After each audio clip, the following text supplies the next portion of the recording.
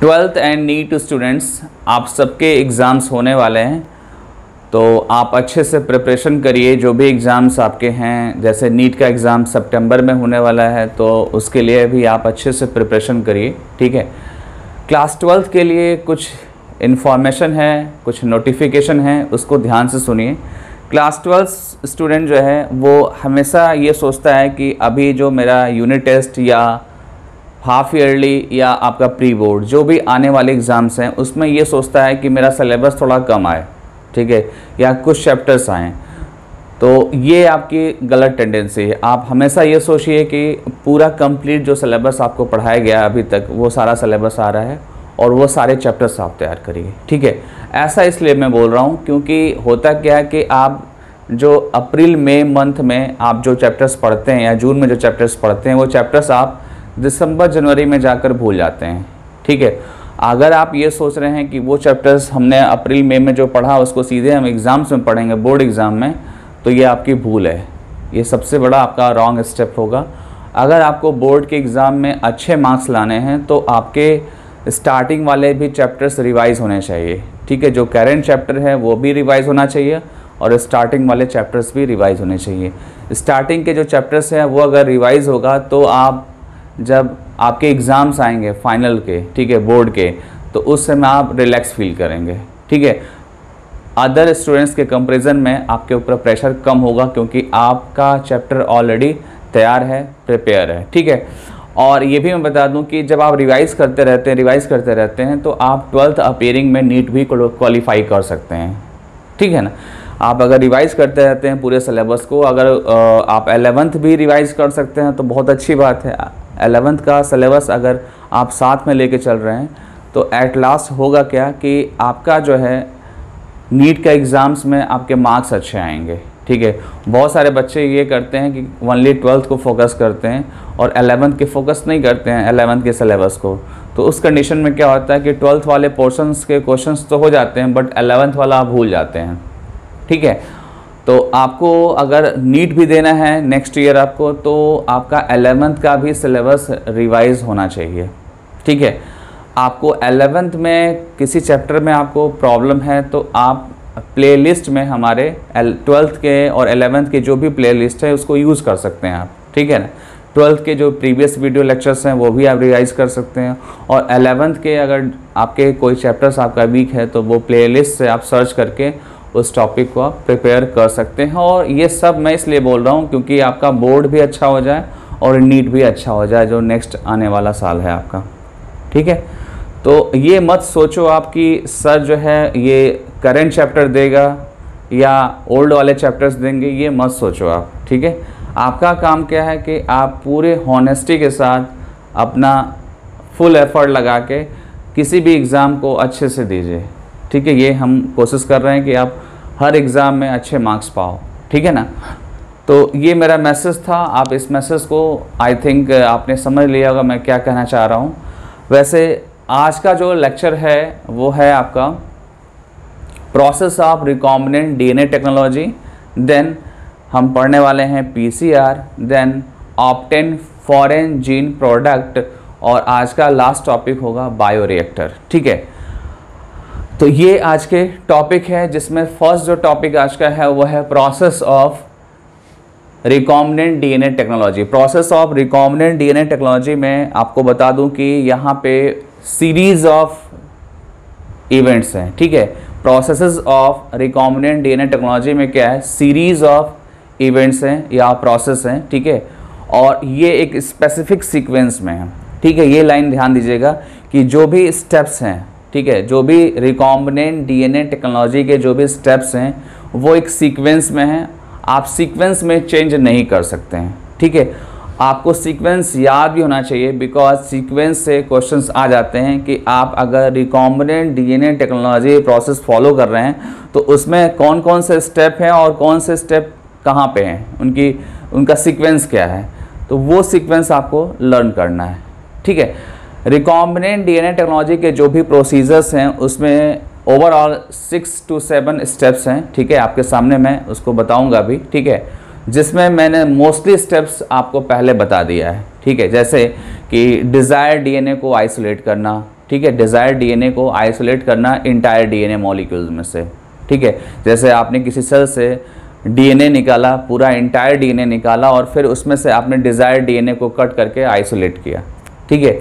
तो ये स्टेप आपको बता चुका हूँ, वेक्टर्स कैसे आपको यूज़ करना है, कटिंग कैसे करनी है, एंजाइम कौन सा लगाना है, ट्रांसफॉर्मेशन कैसे करना है, ये बहुत सारे इवेंट्स मैंने आपको बता दिए हैं, ठीक है। इवेंट्स बोलो आप, स्टेप्स बोलो, ठीक है, या प्रोसेस बोलो आप, जो भी इसके प्रोसेस, स्टेप्स और इवेंट्स है वो एक सीक्वेंस में है और सीरीज़ ऑफ सीक्वेंस है, सीरीज़ ऑफ सीक्वेंस है, जिसको आप फॉलो करेंगे तो आपका रिकॉम्बिनेंट डीएनए टेक्नोलॉजी का एक टास्क कंप्लीट होगा और उस टास्क कंप्लीट होने से आपको एक प्रोडक्ट मिलेगा, ठीक है।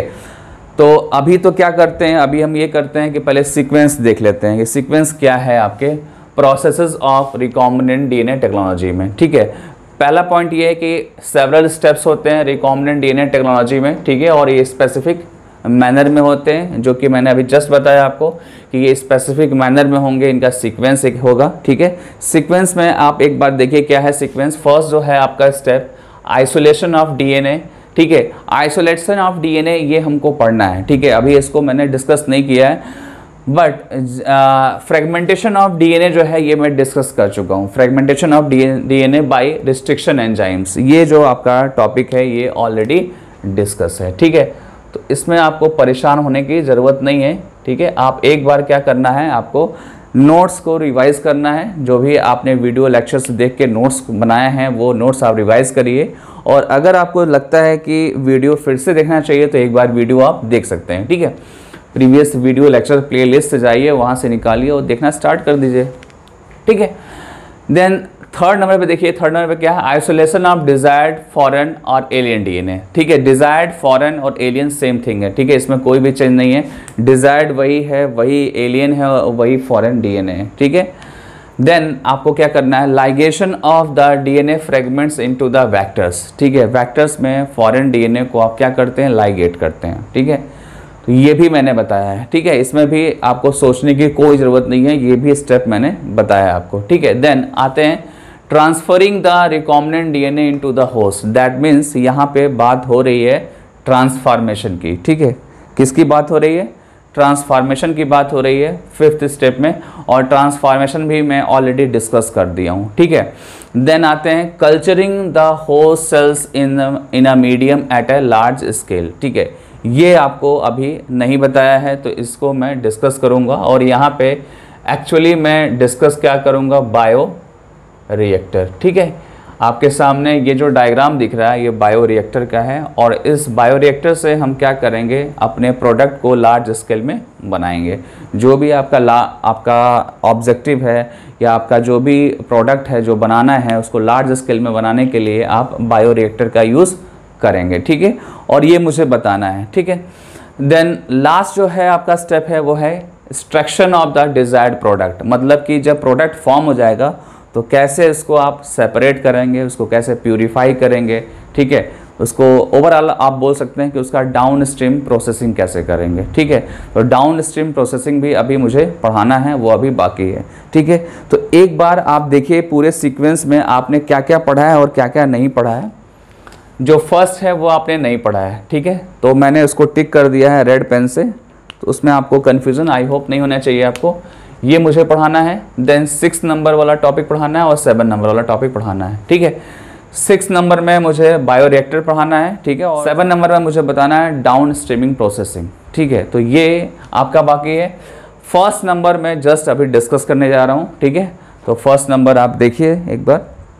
फर्स्ट जो आपका हेडिंग है वो क्या है, आइसोलेशन ऑफ डीएनए, ठीक है। आइसोलेशन ऑफ डीएनए, ये आइसोलेशन ऑफ डीएनए किसकी बात हो रही है, जब हम कोई भी हम सेल ले रहे हैं, ठीक है, और उस सेल से हम जब इंटायर डीएनए निकालते हैं, मतलब कि पूरा का पूरा डीएनए हम निकालने की कोशिश करेंगे, तो ये होगा आपका क्या, आइसोलेशन ऑफ डीएनए होगा, इंटायर डीएनए, ठीक है। उस सेल का जो जितना भी डीएनए है वो आप निकालेंगे पहले, फिर आप सर्च करेंगे कि उसमें फॉरेन डीएनए या डिज़ायर्ड डीएनए है नहीं है, ये आप बाद में सर्च करेंगे। पहले तो आप सेल से या उस ऑर्गेनिज्म से या उस बैक्टीरिया से आप पूरे डीएनए को निकालेंगे, ठीक है। तो जब आप डीएनए को निकालेंगे तो आपको एक बात सोचना होगा कि आप किस टाइप के सेल से या किस टाइप के ऑर्गेनिज्म से आप डीएनए को निकालने वाले हैं। ये बहुत बड़ा एक क्वेश्चन है और इसका आंसर आपको सोचना चाहिए। मैंने आपसे ये बोला कि जब आप इस क्वेश्चन का आंसर सर्च करेंगे तो आपको एक चीज़ ज़रूर सोचना चाहिए, वो ये सोचना चाहिए कि जिस भी सेल या ऑर्गेनिज्म से आप निकाल रहे हैं उस इंटायर डीएनए को, क्या वो सेल के अंदर सेल वॉल है या नहीं है। ठीक है, सेल वॉल अगर नहीं है तो बहुत अच्छी बात है, सेल वॉल अगर है तो आपका एक स्टेप एक्स्ट्रा होगा। ठीक है, सेल वॉल अगर प्रेजेंट है तो आपको क्या करना होगा, सेल वॉल को पहले रिमूव करना होगा, देन आप सेल मेम्ब्रेन को ब्रेक करेंगे, देन आफ्टर आपको साइटोप्लाज्म मिलेगा। ठीक है, और न्यूक्लियस मिलेगा। ठीक है, और न्यूक्लियस के अंदर आपका डीएनए होगा। तो आपको जो है सेल वॉल कंटेनिंग सेल्स में आपके स्टेप जो हैं वो बढ़ जाएंगे। ठीक है, और अगर आप एनिमल सेल में अगर आप डीएनए निकाल रहे हैं या एनिमल सेल से डीएनए निकाल रहे हैं आप, तो वहाँ पे क्या होगा, आपका स्टेप कम होगा। ठीक है, तो होगा क्या ये समझते हैं पहले। अगर आप सपोज दैट आपने सेल वॉल कंटेनिंग सेल ले लिया, ठीक है, if cell contain cell wall, ठीक है, अगर आपने कंसीडर कर लिया कि आपके पास जो सेल या ऑर्गेनिज्म है वो सेल वॉल उसके अंदर है, सपोज दैट आपने बैक्टीरियल सेल ले लिया। ठीक है, बैक्टीरिया की जो सेल वॉल होती है वो पेप्टाइडोग्लाइकेंस की बनी होती है और उसको अगर ब्रेक करना हो आपको तो लाइसोजाइम एंजाइम की रिक्वायरमेंट होती है। ठीक है, लाइसोजाइम एंजाइम के बारे में मैंने बहुत बार बताया, आपको क्लास 11th में बताया है। आपको पता है कि टीयर में, स्लाइवा में जो एंजाइम होता है वो कौन सा होता है, लाइसोजाइम एंजाइम होता है, और ये बैक्टीरियल सेल वॉल की लिसिस करते हैं। ठीक है, तो फिलहाल हम स्लाइवा और टीयर से तो लाइसोजाइम निकालेंगे नहीं, सपोज दैट हमने लाइसोजाइम बना के रखा हुआ है। ठीक है, उस लाइसोजाइम का हम यूज़ करेंगे और बैक्टीरियल सेल वॉल की लिसिस कर देंगे। ठीक है, दूसरा है एग्जाम्पल आपका, वो है प्लांट सेल। ठीक है, प्लांट सेल अगर लिया तो प्लांट सेल में भी सेल वॉल है तो उसको भी आपको रिमूव करना होगा।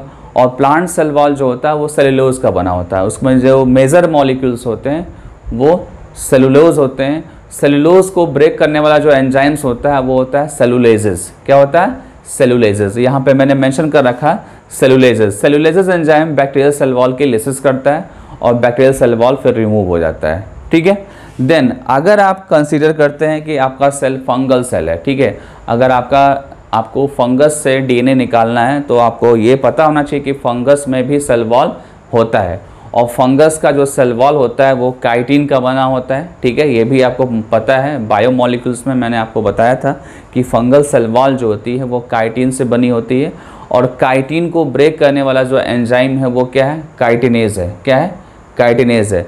तो काइटिनेज क्या करता है, फंगल सेल वॉल को डाइजेस्ट करता है और उसको रिमूव कर देता है। ठीक है, ओवरऑल आप बैक्टीरियल सेल यूज़ करो, आप प्लांट सेल यूज़ करो या फंगल सेल यूज़ करो, आपको क्या करना है, आपको सेल वॉल रिमूव करना है।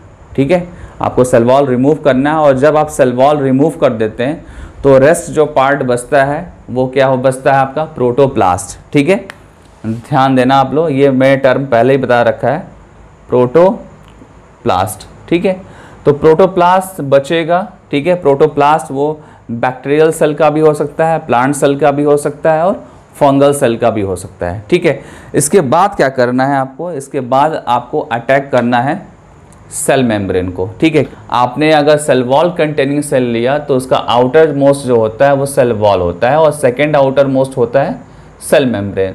तो आपने क्या किया, आपने सेल वॉल को तो रिमूव कर दिया। ठीक है, आपने सेल वॉल रिमूव कर दिया। सेल वॉल को जब आप रिमूव कर देते हैं तो रेस्ट जो पार्ट है, मैंने अभी जस्ट बताया आपको कि वो पार्ट क्या होगा, आपका प्रोटोप्लास्ट होगा। ठीक है, प्रोटोप्लास्ट मिलने के बाद नेक्स्ट जो टारगेट है वो किसका टारगेट है, सेल मेम्ब्रेन का। सेल मेम्ब्रेन अब आप रिमूव करेंगे। ठीक है, और सेल मेम्ब्रेन रिमूव करने का जो प्रोसीजर है वो थोड़ा सा अलग है, जो एनसीईआरटी में मेंशन नहीं है। सेल मेम्ब्रेन रिमूव करने के लिए आपको डिटर्जेंट का यूज़ करना पड़ता है। ठीक है, डिटर्जेंट एंड सर्फेक्टेंट का यूज़ करना होता है।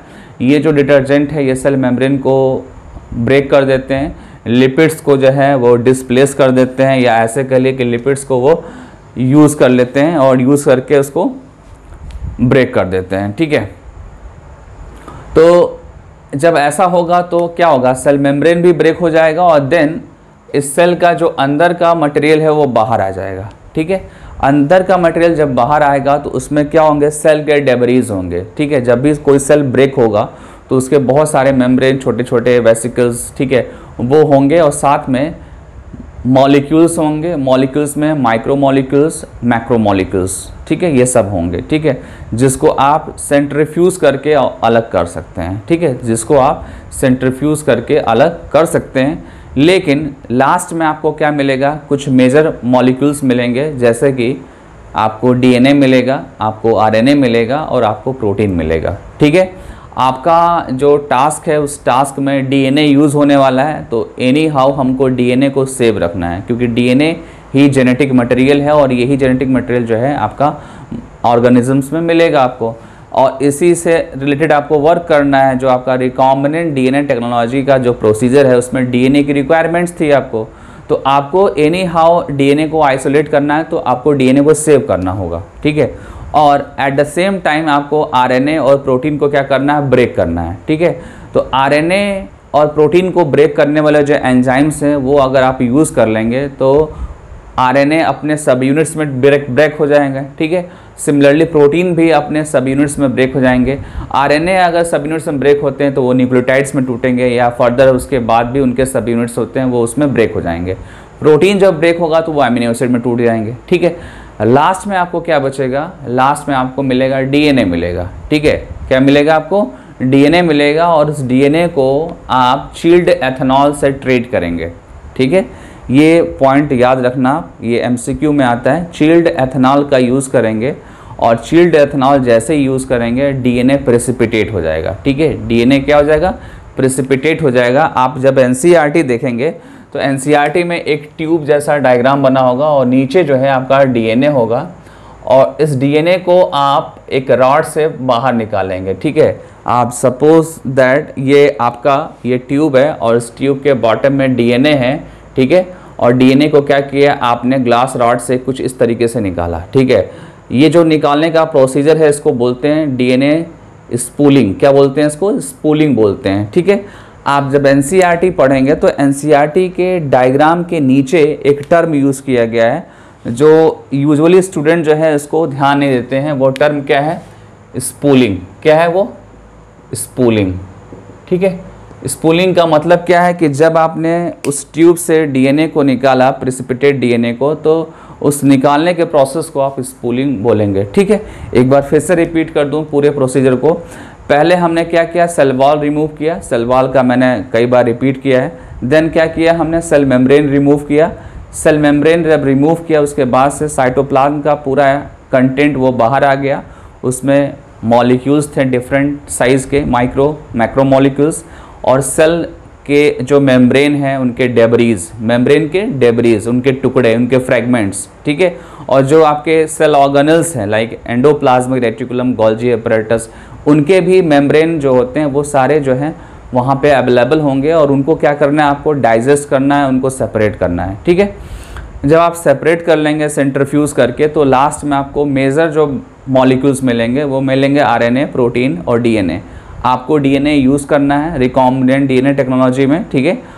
तो आपको डीएनए को बचाना होगा, और आरएनए प्रोटीन्स को आप डाइजेस्ट कर सकते हैं उनके रेस्पेक्टिव एंजाइम्स को अप्लाई करके, ठीक है। आरएनए का जो एंजाइम होता है वो राइबो न्यूक्लियस होता है, और जो प्रोटीन का एंजाइम होता है वो प्रोटीएज होता है। तो आप क्या करेंगे, आरएनए को ब्रेक करने वाला जो एंजाइम है राइबो न्यूक्लियस, उसको आप अप्लाई कर देंगे, और प्रोटीन को जो ब्रेक करने वाला है प्रोटीएज, उन दोनों को अप्लाई करेंगे तो क्या होगा, आरएनए और प्रोटीन्स अपने सब यूनिट्स में ब्रेक हो जाएंगे, ठीक है।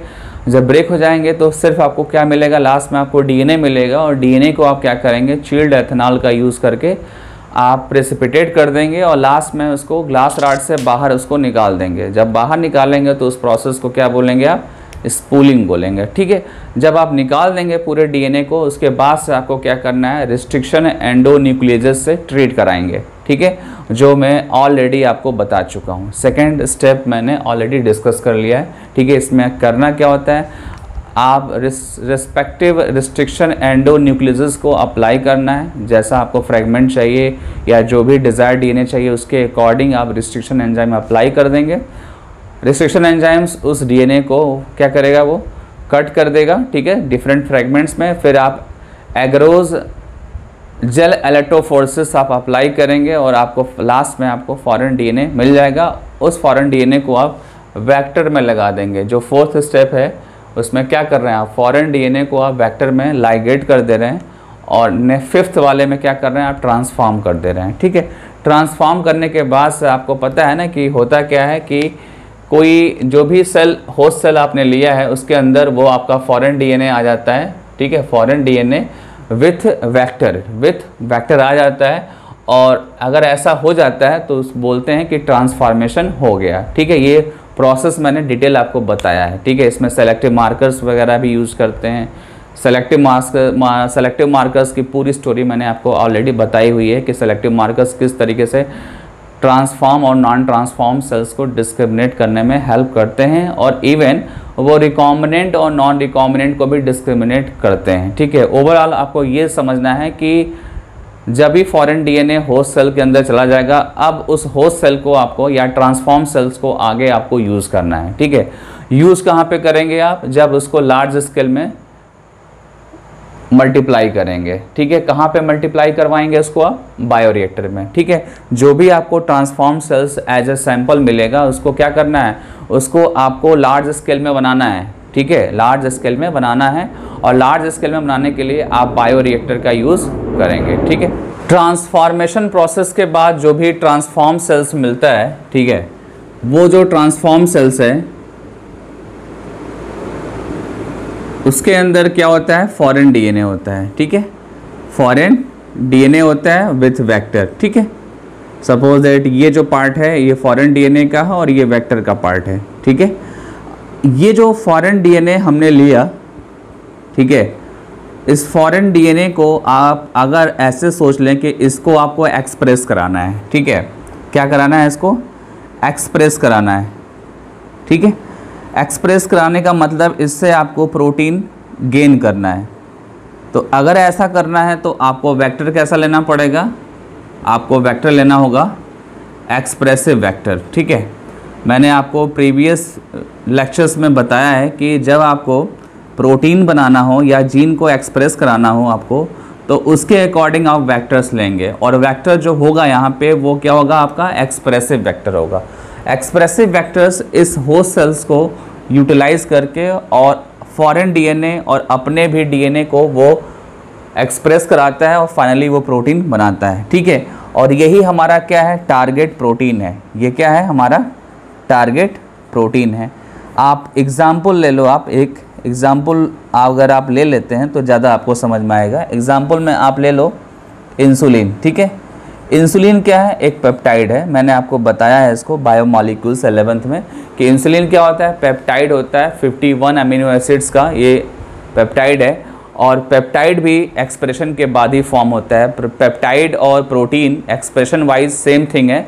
जब आप डीएनए को एक्सप्रेस कराएंगे तो उससे प्रोटीन भी मिल सकता है, उससे पेप्टाइड भी मिल सकता है। ठीक है, तो ये हमारा जो इंसुलिन है ये हमारा टारगेट प्रोटीन है और यही टारगेट प्रोटीन अगर आपको एक बार इमेजिन करिए कि ये पूरे इंडिया के 30% पॉपुलेशन को देना है सपोज दैट, तो कैसे आप देंगे इसको। आपने तो यहाँ पे एक सिंगल सेल लिया है और सिंगल सेल के अंदर आपने फॉरेन डीएनए लिया है और फॉरेन डीएनए इंसुलिन बनाएगा तो कितना बनाएगा, थोड़ा बनाएगा, एक लिमिट में बनाएगा। ठीक है, और आपको प्रोवाइड करना है इस इंसुलिन को near about 30% of population of India. ठीक है, आप इंडिया के 30% पॉपुलेशन को आपको देना है तो आप कैसे एक सिंगल सेल से दे सकते हैं। ठीक है, अगर सिंगल सेल अगर आप यूज़ करें तो बहुत टाइम लगेगा। ठीक है, और आप उतने पॉपुलेशन को आप प्रोवाइड नहीं कर सकते हैं। ठीक है, उस कंडीशन में क्या होगा, उस कंडीशन में आपको ऐसे बहुत सारे ट्रांसफॉर्म सेल्स आपको बनाने पड़ेंगे। उस कंडीशन में आपको क्या करना होगा, बहुत सारे ट्रांसफॉर्म सेल्स बनाने पड़ेंगे। बहुत सारे जब ट्रांसफॉर्म सेल्स आप बनाएंगे तो वहाँ क्या होगा कि प्रोडक्ट आपको ज़्यादा मिलेगा, बट ट्रांसफॉर्म सेल्स ज़्यादा बनाने के लिए आपको एक मेथड अप्लाई करना होगा। वो मेथड आपका क्या है, बायो रिएक्टर। ठीक है, बायो रिएक्टर जब आप लेंगे तो बायो रिएक्टर में आप 1, 2 या 5 या 10 जो है ट्रांसफॉर्म सेल्स इनिशियली आप लेंगे। ठीक है, आप इनिशियली क्या करेंगे, ट्रांसफॉर्म सेल्स के कुछ सेल ले लेंगे। ठीक है, जो भी आपके पास लास्ट में प्रोडक्ट मिला था ट्रांसफॉर्म सेल्स, उसमें से कुछ सेल्स आप ले लेंगे। ठीक है, उसको आप क्या बोलेंगे, आप उसको ध्यान दीजिए, उसको आप बोलेंगे इनाकुलम बोलेंगे। क्या बोलेंगे? इनाकुलम। जो स्टार्टिंग में आप लेते हैं सेल्स को, उसको आप क्या बोलते हैं? इनाकुलम। और ये इनाकुलम बायोरिएक्टर में आप डाल देंगे। इनाकुलम को आप बायोरिएक्टर में ले लेंगे और वहाँ पे आप न्यूट्रिएंट्स प्रोवाइड करेंगे, और न्यूट्रिएंट्स जब प्रोवाइड करेंगे तो वो जो इनाकुलम है वो मल्टीप्लाई करेगा। ठीक है, मल्टीप्लाई करेगा तो आपको क्या मिलेगा? आपको बहुत सारे ट्रांसफॉर्म सेल्स मिलेंगे, और उस ट्रांसफॉर्म सेल्स के अंदर जीन एक्सप्रेशन होगा, और हर एक सेल में क्या होगा? इंसुलिन बनेगा, या इंसुलिन जैसे अदर प्रोडक्ट्स बनेंगे। ठीक है, तो ये जो प्रोसीजर है ये होता कहाँ पे? ये बायोरिएक्टर्स में होता है, जिसको मैं डिटेल बताऊंगा। ठीक है, अब होता क्या है कि जब आपको बायोरिएक्टर से प्रोडक्ट मिल जाता है तो फिर उसको आप क्या करते हैं? एक्सट्रैक्ट करते हैं। एक्सट्रैक्ट करने का मतलब वहाँ से आप सेपरेट करते हैं, प्यूरिफाई करते हैं, और देन लास्ट में आपको क्या मिलता है? आपको फाइनल प्रोडक्ट मिलता है, जिसका आप फार्मूलेशन करते हैं, जिसमें आप प्रिजर्वेटिव डालते हैं, और देन उसको क्लिनिकल ट्रायल में ले आते हैं, और उसके बाद से आप उसको मार्केट में सेल करते हैं। ठीक है, तो ये मार्केट में जैसे सेल किया, उसके बाद वो जो इंसुलिन है या अदर जो प्रोडक्ट है वो आपको मिल जाएगा, और वहाँ पे आपका टास्क कंप्लीट हो जाएगा। ठीक है, वहाँ पे आपका सक्सेसफुली जो आरडीटी है वो आपको कंप्लीट होता हुआ दिखेगा। ठीक है, आप जब कोई भी चीज़ मार्केट में सेल कर देंगे बनाने के बाद, तो आपका क्या होगा? वो आपका टारगेट था, आपको सेल करना था, आपको अवेलेबल कराना था, और वहीं पे आप मानेंगे कि आरडीटी आपका सक्सेस हो गया। ठीक है, अब आपका नेक्स्ट टॉपिक स्टार्ट हो रहा है। नेक्स्ट टॉपिक आपका बायोरिएक्टर है। ठीक है, बायोरिएक्टर हम यूज़ क्यों कर रहे हैं? यूज़ कर रहे हैं हम प्रोडक्ट को लार्ज क्वांटिटी में बनाने के लिए। ठीक है, बायोरिएक्टर इसलिए यूज़ कर रहे हैं क्योंकि हम प्रोडक्ट लार्ज क्वांटिटी में बना सकते हैं। ठीक है, लार्ज क्वांटिटी में कौन सा प्रोडक्ट बनाएंगे, उसके लिए एक माइंड सेटअप आप कर लीजिए। ठीक है, आपको एंटीबायोटिक बनाना है, आपको प्रोटीन बनाना है, हार्मोन बनाना है, या कोई एंजाइम बनाना है, जो भी बनाना है आपको, उसके लिए एक बार आप माइंड सेटअप कर लीजिए। ठीक है, सपोज दैट मुझे बनाना है प्रोटीन। ठीक है, तो प्रोटीन बनाने के लिए मैं उसी के अकॉर्डिंग मैं प्रोसीजर फॉलो करूँगा। ठीक है, तो होगा क्या कि जब स्टार्टिंग होगा बायोरिएक्टर का, तो बायोरिएक्टर आपको ये समझना है कि एक स्टील का एक कंटेनर है। ठीक है, आपके सामने यहाँ पे दो डायग्राम दिख रहे हैं। ठीक है, ये भी बायोरिएक्टर है और ये भी बायोरिएक्टर है। इसकी कुछ प्रॉपर्टी अलग है और इसकी कुछ प्रॉपर्टी अलग है, बट दोनों का काम जो है वो ये है कि दोनों जो है प्रोडक्ट को लार्ज क्वांटिटी में बनाएंगे। ठीक है, और कितना अमाउंट अप्रॉक्स ये बनाते हैं?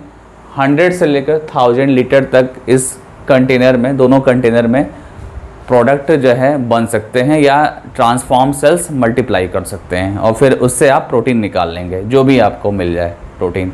ठीक है, तो इनका एक वॉल्यूम है, उस वॉल्यूम तक हम ट्रांसफॉर्म सेल्स को या इनाकुलम को मल्टीप्लाई कर सकते हैं। ठीक है, और फिर जब मल्टीप्लाई हो जाएगा देन हम सेल को ब्रेक करके और अपने प्रोडक्ट को एक्सट्रैक्ट कर सकते हैं। ठीक है, तो ऐसा करने के लिए क्या करना होता है? हमको इस कंटेनर में वो सारे फैसिलिटी प्रोवाइड करने हैं जो एक नॉर्मली सेल के अंदर होता है। ठीक है, कोई भी सेल जब वर्क करता है तो उसके अंदर बहुत सारे चीज़ें होती हैं, या बहुत सारे पैरामीटर्स होते हैं जो वहाँ पे ऑप्टिमम लेवल पे मेंटेन होते हैं, और देन वो सेल सरवाइव करता है, और सेल के जो भी डीएनए हैं वो एक्सप्रेस करते हैं और रेस्पेक्टिव प्रोडक्ट्स को बनाते हैं। ठीक है, यहाँ पे भी ऐसा ही है। यहाँ पे बायोरिएक्टर में जो सेल वाले कंडीशंस हैं आप आर्टिफिशियली बायोरिएक्टर में अप्लाई करते हैं, बायोरिएक्टर को प्रोवाइड करते हैं। ठीक है, और जब आप बायोरिएक्टर में प्रोवाइड करेंगे तो होगा क्या कि जो आपने स्टार्टिंग में सर्टन ट्रांसफॉर्म सेल्स लिया है, जिसको आपने क्या बोला है? इनाकुलम। ये वर्ड लर्न कर लीजिए, इनाकुलम। इनाकुलम मीन्स कि जो स्टार्टिंग का सैंपल है आपका, वो सैंपल आपने जो लिया, इसी को क्या करेंगे? आप मल्टीप्लाई करेंगे, और मल्टीप्लाई करने के लिए आप जो है सेल जैसे या किसी ऑर्गेनिज्म के सेल के अंदर जो नेचुरल कंडीशंस होते हैं ग्रोथ के लिए, वो चीज़ यहाँ पे इन दोनों बायोरिएक्टर्स में आप अप्लाई करेंगे। ठीक है, तो मुद्दा ये है कि आप कौन कौन से पैरामीटर्स को यहाँ पे मैनेज करने वाले हैं। ठीक है, मैं उसको बताने जा रहा हूँ। आप देखो, हम यहाँ पे टेम्परेचर मैनेज करेंगे। ठीक है, किसी भी ऑर्गेनिज्म और सेल्स का एक अपना टेम्परेचर होता है, तो वो टेम्परेचर यहाँ पे हम मैनेज करेंगे। ठीक है, जैसा हमारा प्रोडक्ट होगा, जैसा हमारा सेल होगा या ऑर्गेनिज्म होगा, उसके अकॉर्डिंग हम टेम्परेचर यहाँ पे मेंटेन करेंगे। साथ ही साथ हम पीएच मेंटेन करेंगे। ठीक है, पीएच के बाद सबस्ट्रेट आपका कुछ भी हो सकता है, मे बी वो न्यूट्रिएंट्स हो।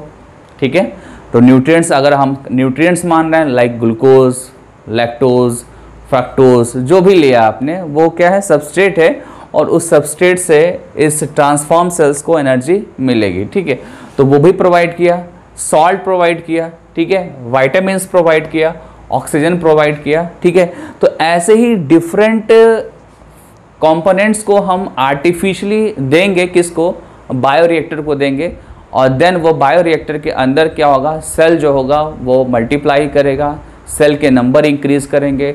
सेल के नंबर इंक्रीज करेंगे तो सेल के अंदर जो डीएनए है, फॉरेन डीएनए है, वो भी एक्सप्रेस होगा और उसके भी प्रोडक्ट्स बनेंगे।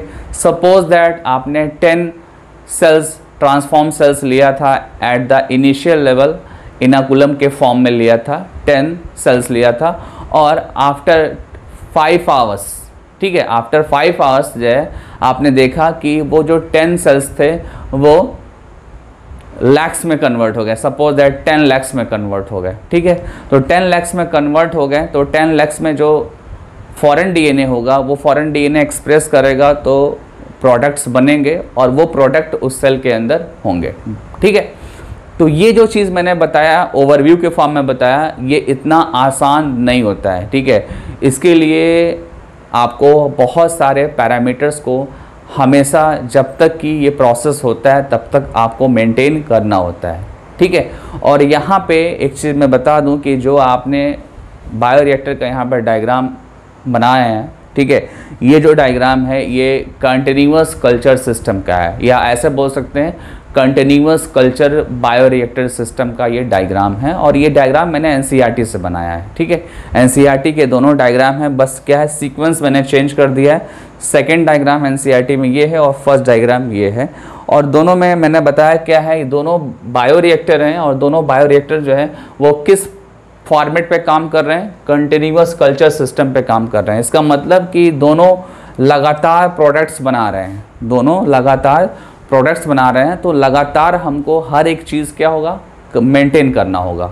ठीक है, पीएच, टेम्परेचर, ठीक है, सॉल्ट, सबस्ट्रेट, विटामिन्स, ऑक्सीजन, ठीक है, ये जितनी भी चीज़ें हैं इनको हमेशा हमको मेंटेन करना पड़ेगा। ठीक है, तो मेंटेन करने के लिए कुछ सिस्टम है, उसको देख लीजिए एक बार। यहाँ पे कुछ सिस्टम दिए हुए हैं, जैसे कि एजिटेटेड सिस्टम। ठीक है, इसमें एजिटेटेड सिस्टम दोनों में लगे हुए हैं। Then oxygen delivery system, foam control system, temperature control system, then pH control system. तो ये सिस्टम यहाँ पे हम अप्लाई करेंगे, देन आपका एजिटेशन होगा प्रॉपर, देन ऑक्सीजन डिलीवरी होगी, फोम कंट्रोल होगा, टेम्परेचर कंट्रोल होगा और पीएच कंट्रोल होगा। ठीक है, पहले मैं डिस्कस करता हूँ एजिटेटेड सिस्टम की। ठीक है, एजिटेटेड सिस्टम क्या है?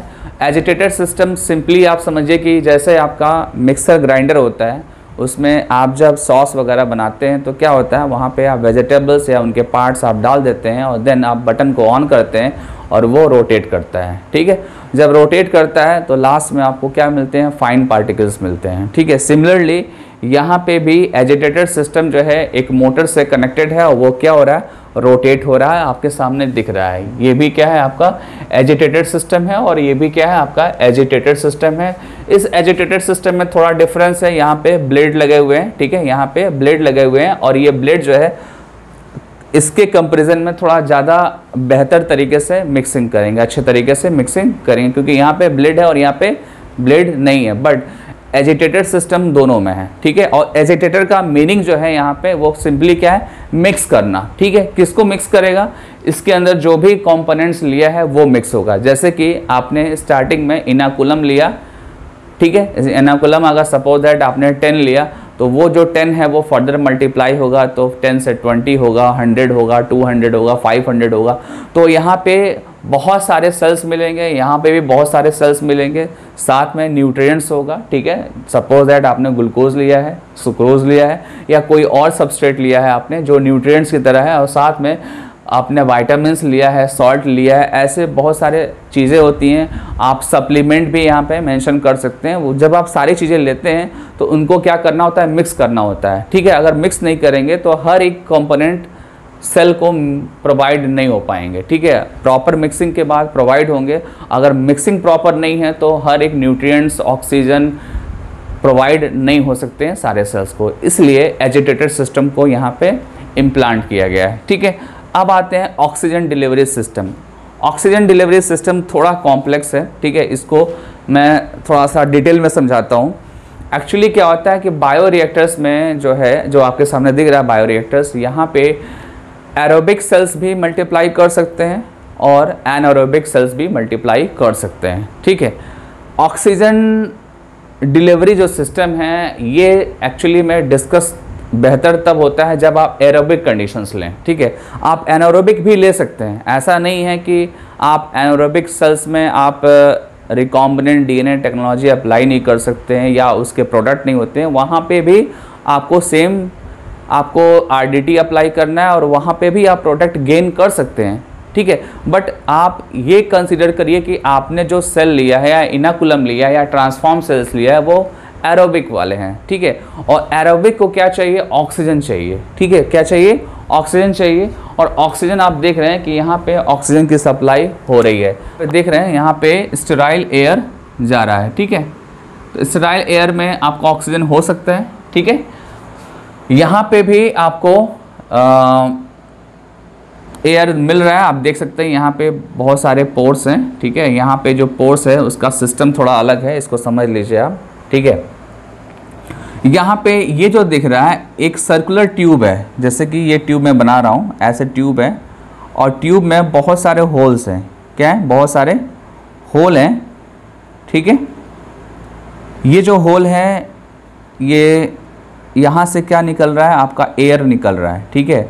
और एयर की जब बात आती है तो ज़्यादातर हम क्या सोचते हैं, ऑक्सीजन के बारे में सोचते हैं। और पीछे कहीं से ये कनेक्ट है तो इधर से एयर गया और यहाँ से होल से ये एयर निकल रहे हैं।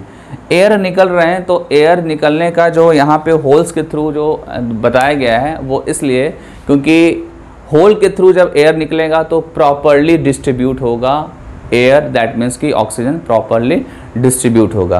प्रॉपरली डिस्ट्रीब्यूट होगा तो हर एक सेल्स को वो प्रोवाइड होगा, ठीक है। बट फिर भी कभी कभी ऐसा भी होता है कि ऑक्सीजन जो है वो प्रोवाइड नहीं हो पाता है सेल्स को, क्योंकि जिस मीडियम में आप एक्सपेरिमेंट कर रहे हैं वो तो वाटर मीडियम है। जो आपने सेल लिया है या न्यूट्रिएंट्स लिया है या विटामिन्स लिया है वो वाटर मीडियम में लिया है। आप यहाँ पे मेंशन आपने किया है, आपने यहाँ पे लिखा है कल्चर ब्रॉथ। क्या लिखा है, कल्चर ब्रॉथ लिखा है, ठीक है। कल्चर ब्रॉथ लेने का मतलब है कि आपने जो एक्सपेरिमेंट शुरुआत किया है वो लिक्विड मीडियम में से शुरुआत किया है। और लिक्विड मीडियम में अगर आप एक्सपेरिमेंट शुरुआत करेंगे तो वहाँ पे आपको मैं बता दूं कि ऑक्सीजन का जो सॉलिबिलिटी होता है वाटर में, ठीक है, या लिक्विड मीडियम में, वो क्या होता है, कम होता है, ठीक है। तो उस कंडीशन में क्या होता है कि ऑक्सीजन डिलीवरी सिस्टम में एक नया कंपोनेंट ऐड हो जाता है, वो होता है प्रेशर सिस्टम, ठीक है।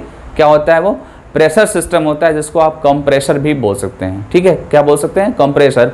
और कंप्रेशर क्या करता है, ऊपर से इस पूरे मीडियम को एक प्रेशर प्रोवाइड करता है, जिससे क्या होता है कि ऑक्सीजन ज़्यादा टाइम तक स्टे करे यहाँ पे, और ज़्यादा टाइम तक स्टे करेगा तो हर एक सेल्स को मिलेगा, ठीक है। और स्पेशली ये चीज़ जो मैं बता रहा हूँ, होल्स वाली बातें या एयर निकलने वाली बातें, ये जो डायग्राम है ये सिर्फ यहाँ के लिए है। यहाँ पे ऐसा पॉसिबल है, यहाँ पे ऐसा पॉसिबल नहीं है। यहाँ पे ऑक्सीजन डिलीवरी सिस्टम है बट यहाँ पे कंपैरेटिवली अच्छा नहीं है, यहाँ पे बेटर क्वालिटी का ऑक्सीजन डिलीवरी सिस्टम है। और यहाँ पे आप देख रहे हैं कि ऑक्सीजन निकलने का जो तरीका है या एयर जो निकलने का जो मेथड है यहाँ थोड़ा डिफरेंट है। यहाँ होल से निकल रहे हैं, और होल से निकलने का मतलब है कि हर एक पार्ट में ये इक्वली डिस्ट्रीब्यूट हो रहे हैं। और यहाँ पे जब एयर पहुँच रहा है तो यहाँ पे ये सरफेस एरिया को जो है वो बढ़ा दे रहे हैं। जब भी एयर निकलेगा तो वहाँ पे होल्स बनेंगे तो सरफेस एरिया इंक्रीज हो जाएगा, ठीक है। ये लाइन थोड़ा ध्यान देना, एक्चुअली क्या है, इसी से क्वेश्चन आता है। जो एमसीक्यू क्वेश्चन आएगा वो इसी से आएगा कि जो एयर जो निकल रहा है इस ट्यूब के होल से, ठीक है। ये ट्यूब एक्चुअली में क्या है, स्पास्ड है। क्या है ये, स्पास्ड ट्यूब है। स्पास्ड ट्यूब मीन्स कि ट्यूब ऐसा जिसमें होल हो, ठीक है, और उस होल से एयर निकल रहा है, तो वो एयर जो है पूरे इस मीडियम में डिस्ट्रीब्यूट हो रहा है और यहाँ जब पहुँच रहा है सरफेस पे तो इस सरफेस का सरफेस एरिया इंक्रीज कर दे रहा है। और उसी टाइम पे प्रेशर, अगर प्रेशर वाला कॉन्सेप्ट आप अप्लाई करते हैं तो प्रेशर के वजह से क्या होता है कि ये ऑक्सीजन की सॉल्युबिलिटी बढ़ जाती है, ठीक है। आप जब फिजिक्स या केमिस्ट्री में आप जब पढ़ते हैं प्रेशर वगैरह, तो वहाँ पे आपको बताया जाता है कि जब प्रेशर अप्लाई करते हैं तो गैस का जो डिफ्यूज़न रेट है या इसका जो मूवमेंट है वो फास्ट हो जाता है। तो यहाँ पे भी ऐसा ही है, ठीक है। ये जो बबल निकल रहा है, एयर जो बबल्स जो निकल रहे हैं, ये सरफेस एरिया को बढ़ा रहे हैं और सरफेस एरिया के बढ़ने को और ज़्यादा बेनिफिशियल बनाने के लिए हम प्रेशर लगा रहे हैं।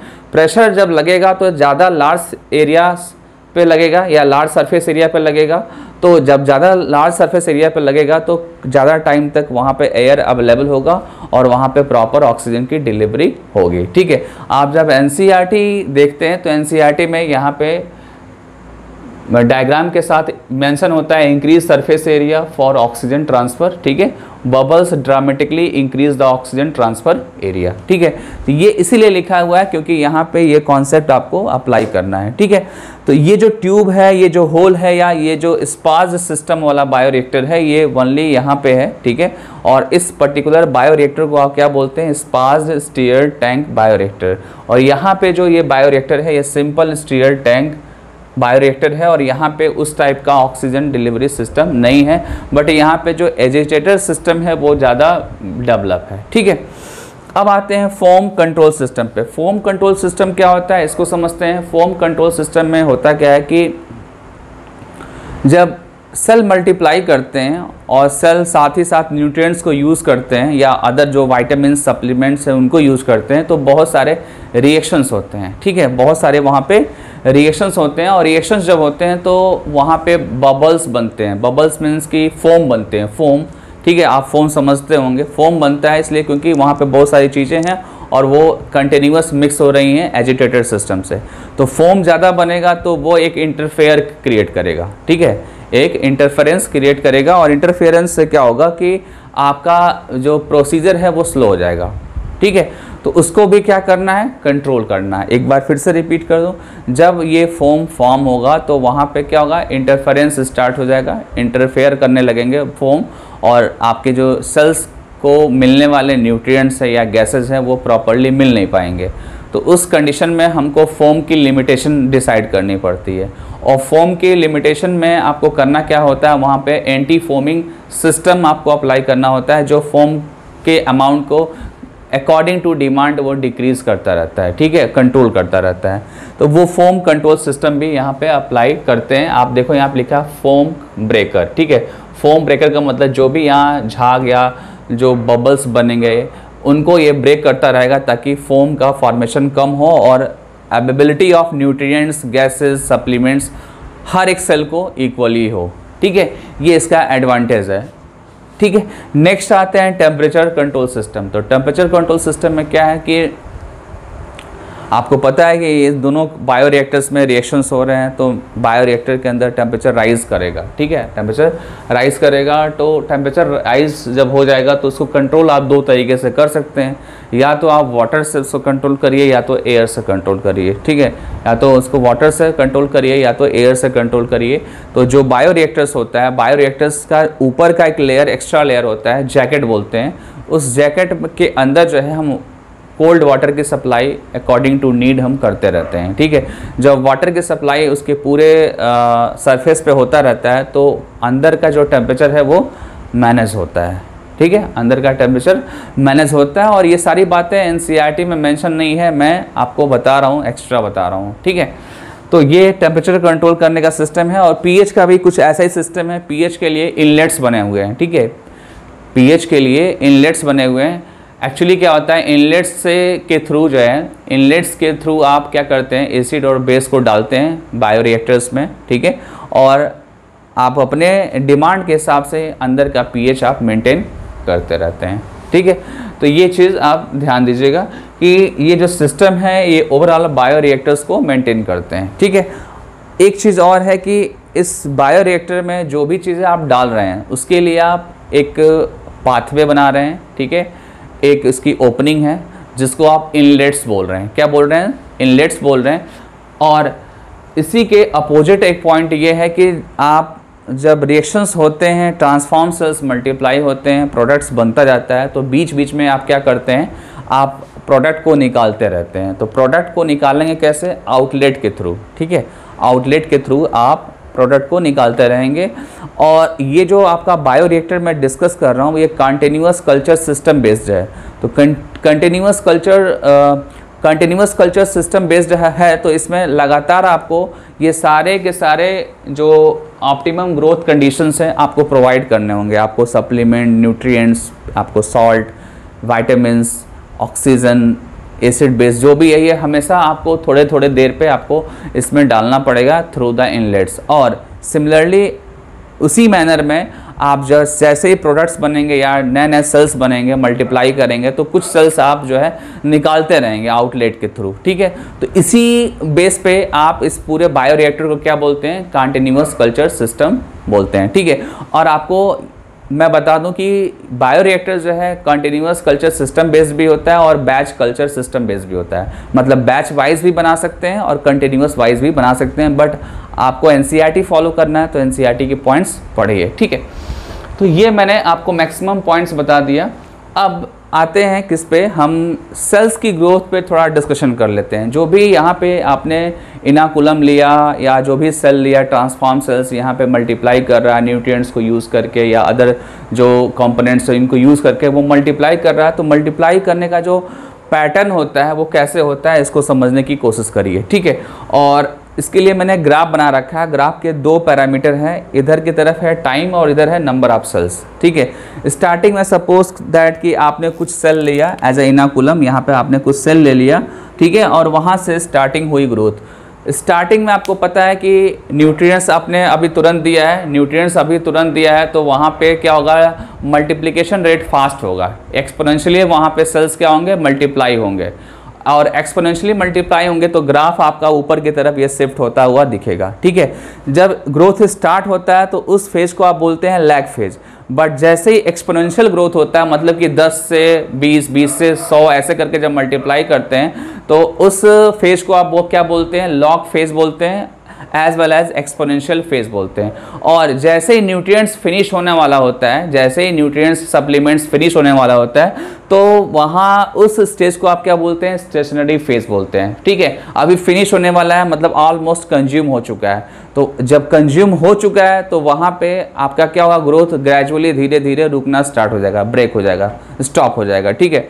और अगर आपने न्यूट्रिएंट्स नहीं दिया, न्यूट्रिएंट्स फर्दर आपने नहीं दिया, तो देन क्या होगा, ग्रोथ जो होगा वो डिक्लाइन कर जाएगा, ठीक है, ग्रोथ डिक्लाइन कर जाएगा। ये कॉन्सेप्ट बड़ा कॉन्सेप्ट है, ठीक है। यहाँ पे मैंने फेजेस मेंशन कर रखे हैं, आप फेजेस को नोट कर लीजिएगा। फर्स्ट जो फेज है लैग फेज है, सेकंड आपका लॉग और exponential phase, then stationary phase, then decline phase. ये जो फेज आपको दिख रहे हैं ये न्यूट्रिएंट्स की अवेलेबिलिटी के बिहाफ पे है। इस वाले फेज में क्या है, न्यूट्रिएंट्स अवेलेबल नहीं है, यहाँ पे न्यूट्रिएंट्स ऑलमोस्ट कंज्यूम हो चुका है और यहाँ पे अबेंडेंट अमाउंट्स में न्यूट्रिएंट्स है, तो यहाँ मल्टीप्लिकेशन रेट फास्ट है, ठीक है। और यहाँ पे अभी स्टार्ट हुआ है प्रोसेस, इसलिए इसको हम लैग फेज बोलते हैं, ठीक है। तो इस ग्राफ को आप अच्छे से एक्सप्लेन करिए और स्पेशली जब आप बोर्ड के एग्ज़ाम में आप जब लिखते हैं, ठीक है, तो वहाँ पे ज़रूर बनाइए, क्योंकि ये आपको एक्स्ट्रा मार्क्स दिला सकता है, ठीक है। ये तो आपके बायोरिएक्टर्स तो दिए हुए हैं, बट ये जो ग्राफ है ये बहुत कम स्टूडेंट्स को पता हो, तो आप इसको तैयार करेंगे और इससे आगे भी कुछ हेल्प मिलेगा जब आप सेल साइकिल और सेल डिवीज़न के क्वेश्चन जब सॉल्व करेंगे, ठीक है। जब आपके बोर्ड के एग्ज़ाम खत्म हो जाएंगे, रिवाइज करेंगे आप 11th का पोर्शन, तो वहाँ पर भी ये हेल्प करेगा आपको, ठीक है। तो ये ओवरऑल आपको क्या मिला, आपको फाइनली बहुत सारे आपको ट्रांसफॉर्म सेल्स मिले। क्या मिले आपको, ट्रांसफॉर्म सेल्स मिले।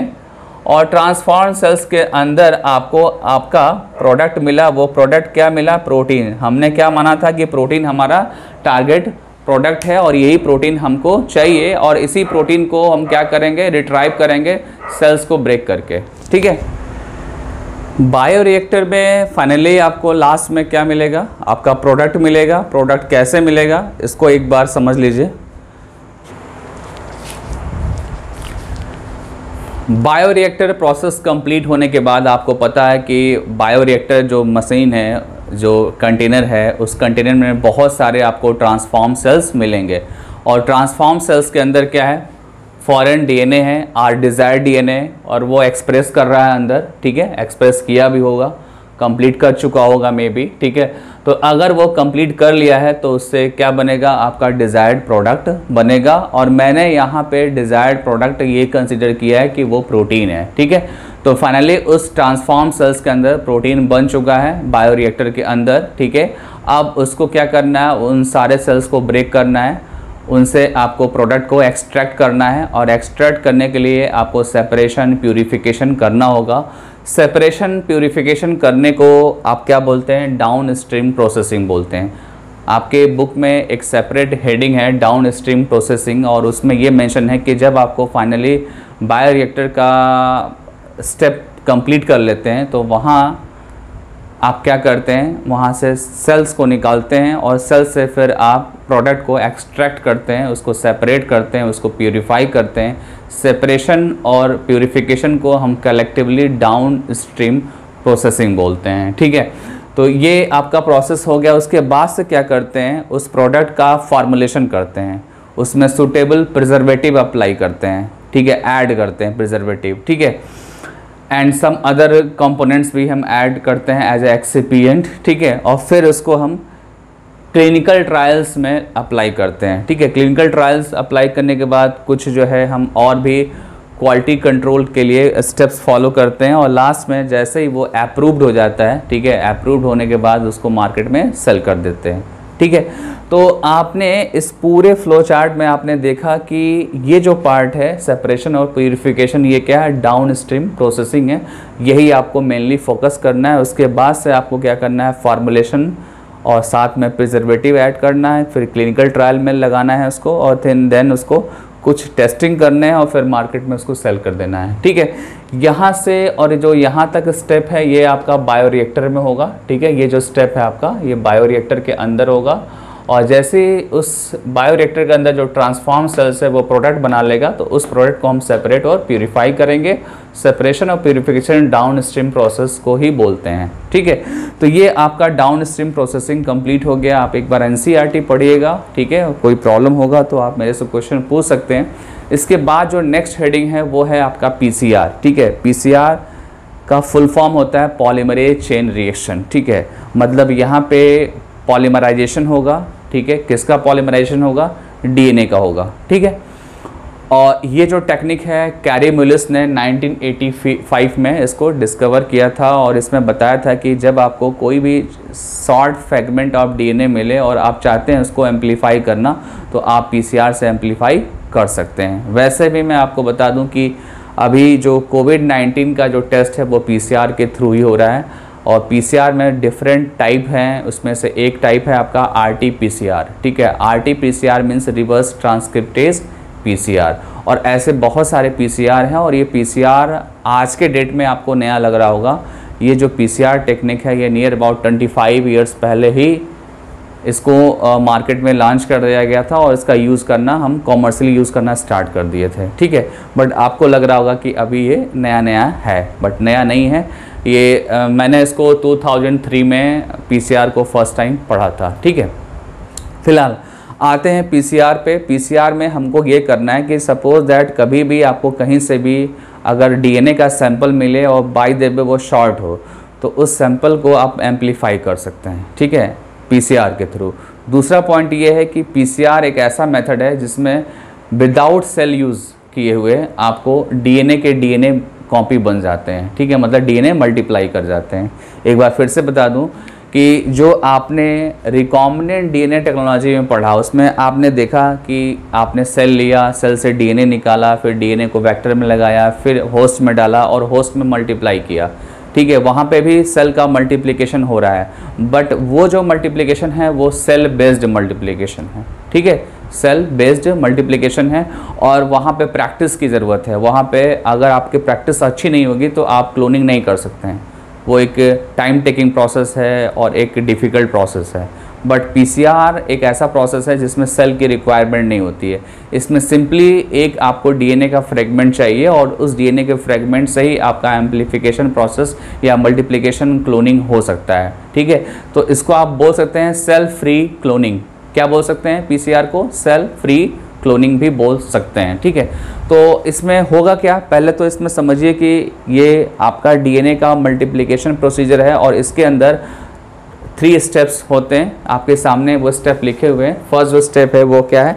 डीनेचुरेशन। ठीक है, वो क्या है? डीनेचुरेशन। सेकेंड स्टेप है एनेलिंग। ठीक है, थर्ड स्टेप है एक्सटेंशन। ये 3 स्टेप्स है, इसको लर्न करना है। ठीक है, जो आपका डीनेचुरेशन स्टेप है इसमें 90 से 98 डिग्री टेम्परेचर हम प्रोवाइड करते हैं डीएनए को। ठीक है, और ये सब कुछ कहाँ पे हो रहा है? पीसीआर के अंदर हो रहा है। पीसीआर एक आपका इंस्ट्रूमेंट है। ठीक है, जैसे कि आपके सेंट्रिफिकेशन पढ़ा है आपने, माइक्रोस्कोप पढ़ा है, सिमिलरली पीसीआर भी वैसा ही है। कॉफ़ी मशीन आपने देखा होगा, बहुत सारे ऑफिस में कॉफ़ी मशीन होते हैं, तो कॉफ़ी मशीन से थोड़ा छोटा होता है बट ऑलमोस्ट उसी साइज़ का ये होता है और उसमें बहुत सारे मतलब कंपोनेंट्स होते हैं, ट्यूब होते हैं और ट्यूब के अंदर सैंपल होता है और उसी ट्यूब के अंदर ये रिएक्शन होता है। ठीक है, और पीसीआर के अंदर भी जो पर्टिकुलर पार्ट है जहाँ पे एम्प्लीफिकेशन होता है उसको बोलते हैं थर्मल साइक्लर। क्या बोलते हैं? Thermal cycler. ठीक है, एक बार फिर से रिपीट कर दूँ, पीसीआर के अंदर एक कंपोनेंट है, उस कंपोनेंट के अंदर डीएनए का मल्टीप्लिकेशन होता है जिसको बोलते हैं थर्मल साइक्लर। ठीक है, तो होगा कैसे आप एक बार देखो फिर से। डीनेचुरेशन जब हम कराएंगे तो वहाँ पे हम 90 से 98 डिग्री देंगे, देन क्या होगा? डीएनए के दोनों स्ट्रैंड्स ओपन हो जाएंगे। डीएनए के दोनों स्ट्रैंड्स क्या हो जाएंगे? ओपन हो जाएंगे। तो आप अगले स्टेप में देख सकते हैं यहाँ पे दोनों स्ट्रैंड्स सेपरेट हो गए हैं। ठीक है, सेपरेट होने के बाद नेक्स्ट स्टेप में क्या करेंगे? प्राइमर ऐड करेंगे और जब प्राइमर ऐड करेंगे तो वो जो स्टेप होगा आपका एनेलिंग होगा। ठीक है, प्राइमर क्या है इसको समझिए। प्राइमर केमिकली सिंथेसाइज ओलिगोन्यूक्लियोटाइड्स है। ठीक है, केमिकली सिंथेसाइज ओलिगोन्यूक्लियोटाइड, और ये किसका न्यूक्लियोटाइड होगा? ये आरएनए का न्यूक्लियोटाइड होगा। दैट मीन्स कि ये राइबो न्यूक्लियोटाइड होगा। क्या होगा? ये राइबो न्यूक्लियोटाइड। और राइबो न्यूक्लियोटाइड है तो आप समझ गए होंगे कि यहाँ पे क्या बनेगा? सिंगल स्ट्रैंडेड आरएनए का एक छोटा सा फ्रेगमेंट बनेगा जो यहाँ पे क्या बोल रहे हैं? उसको प्राइमर बोल रहे हैं। ठीक है, और प्राइमर की ज़रूरत इसलिए है क्योंकि जब भी डीएनए पॉलीमरेज इन्वॉल्व होता है तो वो सेल्फ स्टार्ट नहीं कर सकता है रेप्लिकेशन को या मल्टीप्लिकेशन को, उसको एक हेल्पर की ज़रूरत है। वो हेल्पर क्या है? प्राइमर है। आपने जब डीएनए रेप्लिकेशन पढ़ा था मॉलिक्यूलर बेसिस ऑफ इनहेरिटेंस में, तो वहाँ पे भी मैंने बताया था कि डीएनए पॉलीमरेज को प्राइमर की ज़रूरत होती है। तो यहाँ पे भी वही प्राइमर आप दे रहे हैं, ऐड कर रहे हैं। ठीक है, उसको लैब में आप सिंथेसाइज कर रहे हैं, इसलिए मैंने यहाँ पे लिखा है केमिकली सिंथेसाइज ओलिगोन्यूक्लियोटाइड्स। तो ये आपने दिया, और दिया तो क्या हुआ कि ये जो है जिस डायरेक्शन में न्यू स्ट्रैंड की सिंथेसिस होती है उसी डायरेक्शन में जाकर ये बाइंड कर जाता है। ठीक है, बिकॉज ये जो प्राइमर है इसके कॉम्प्लीमेंट्री होता है। थोड़ा सा आप याद करिएगा, प्रीवियस क्लास आपको अगर याद होगा तो आपको बताया था कि टेम्पलेट स्ट्रैंड होता है, कोडिंग स्ट्रैंड होता है। तो यहाँ पे भी ये दोनों क्या है? रेप्लिकेशन में दोनों क्या है? टेम्पलेट हैं, दोनों टेम्पलेट की तरह वर्क करते हैं। बट जब आप ट्रांसक्रिप्शन पढ़ते हैं तो एक टेम्पलेट होता है और एक कोडिंग होता है। ये चीज़ ध्यान दीजिएगा, रेप्लिकेशन में दोनों टेम्पलेट हैं। ठीक है, बट जब आप ट्रांसक्रिप्शन पढ़ते हैं तो एक टेम्पलेट है और एक कोडिंग है। 3 to 5 वहाँ पे क्या होता है? टेम्पलेट होता है, और 5 to 3 जो होता है वो कोडिंग होता है। बट ऐसा यहाँ पे नहीं है, यहाँ पे दोनों क्या है? टेम्पलेट है। आप लिख सकते हैं कन्फ्यूज़न से बचने के लिए, दोनों क्या है? टेम्पलेट है, और दोनों के टेम्पलेट पे जो भी सीक्वेंस होंगे, ठीक है, टेम्पलेट का मतलब सिंगल स्टैंडर्ड डीएनए। ठीक है, सिंपली आप क्या बोलेंगे यहाँ पे?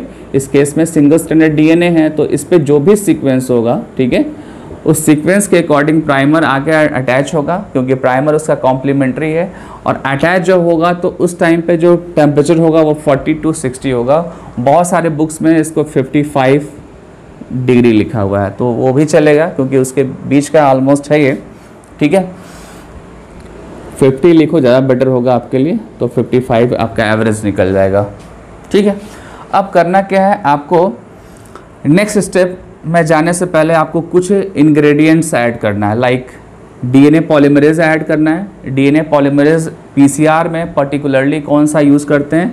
टैग पॉलीमरेज, ठीक है, क्योंकि ये जो आपका रिएक्शन हो रहा है वो हाई टेम्परेचर पे हो रहा है, और जब आप नॉर्मल डीएनए पॉलीमरेज लेंगे तो वो यहाँ पे सर्वाइव नहीं कर पाएगा, वो डीनेचर्ड हो जाएगा। क्योंकि आपको पता है कि मोस्टली जो एंजाइम्स होते हैं वो प्रोटीन नेचर के होते हैं, और प्रोटीन्स को आप जब 40-50 से अबव टेम्परेचर देंगे तो वो डीनेचर्ड हो जाएंगे, ठीक है।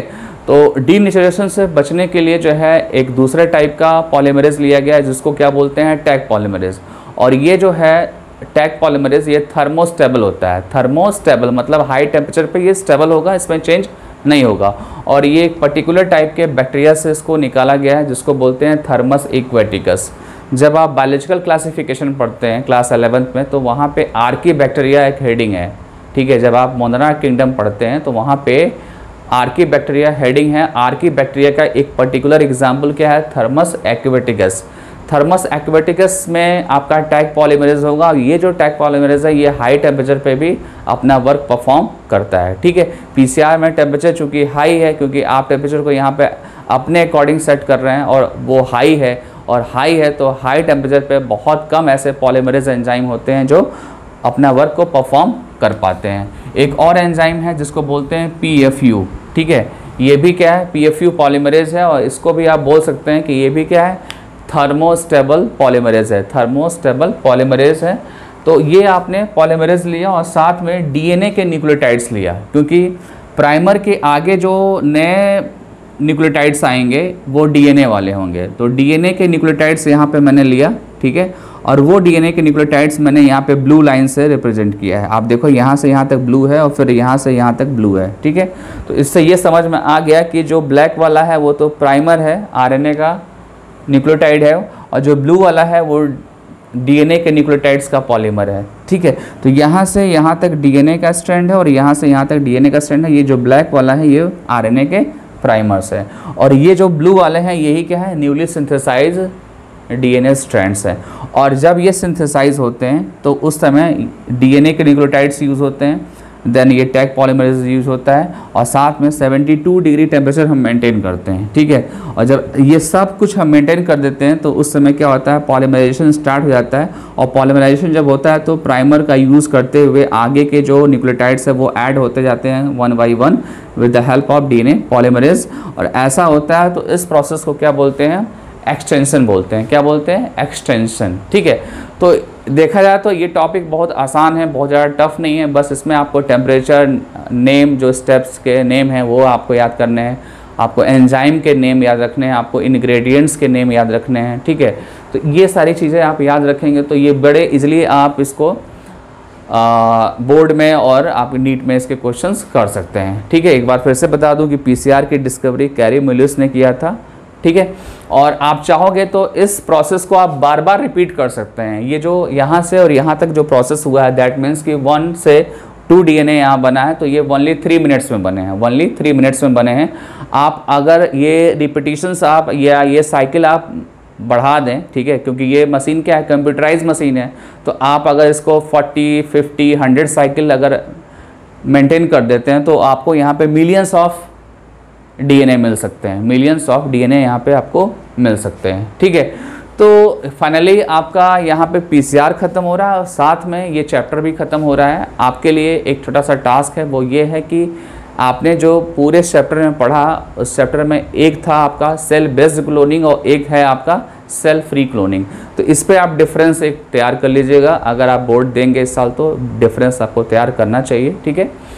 और MCQ क्वेश्चंस तो आप प्रैक्टिस करेंगे ही करेंगे, ठीक है। 12th वालों को मैं हमेशा बोल रहा हूँ कि बाय द वे अगर कोविड-19 ऐसा ही रहा तो मे बी लास्ट में आपके MCQ के एग्ज़ाम्स हों, CBSE आपका एग्ज़ाम ऑनलाइन ले और वो भी MCQ के थ्रू, तो फिर आप फंस जाओगे बुरी तरीके से।